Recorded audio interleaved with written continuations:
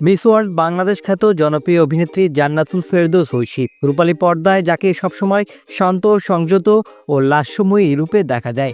বাস্তব জীবনে এক স্মৃতিচারণে সেই পরিচয়ের বাইরে এক ভিন্ন ঐশীর দেখা মিলল।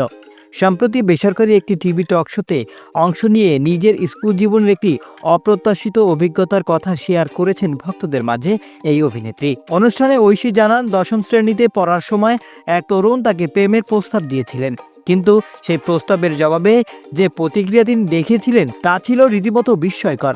ঐশীর ভাষ্য, প্রেমের প্রস্তাব দেওয়ার প্যাটার্নের চেয়েও বড় কথা, প্রেমের প্রস্তাব দিয়েছিল এমন একজনকে আমি ক্রিকেটে স্টাম্প দিয়ে পিটিয়েছিলাম। এই কথা শুনে অনুষ্ঠানের সঞ্চালক সহ উপস্থিত সবাই অবাক হয়ে যায়।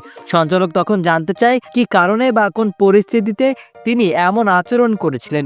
উত্তরে হেসে ঐশী জানান, তখন তিনি ছিলেন খুবই ছোট এবং বিষয়টি বোঝার মতো মানসিক পরিপক্কতা তার ছিল না। স্মৃতিচারণ করতে গিয়ে কিছুটা লজ্জিত ভঙ্গিতে ক্যামেরার দিকে তাকিয়ে সে তরুণের কাছে প্রকাশ্যে ক্ষমাও চান এই অভিনেত্রী।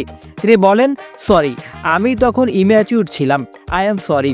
আমি এখন তাকে উদ্দেশ্য করে বলছি। স্কুল জীবনের এই মজার হলেও কিছুটা তেতো অভিজ্ঞতা শেয়ার করার সময় পুরো অনুষ্ঠান জুড়েই ঐশীকে দেখা যায় হাসি খুশি ও স্বচ্ছন্দ মেজাজে। বর্তমানে টলিউডের ব্যস্ত এই অভিনেত্রী ছোট ও বড় পর্দায় নানা কাজে নিয়মিত সরব রয়েছেন।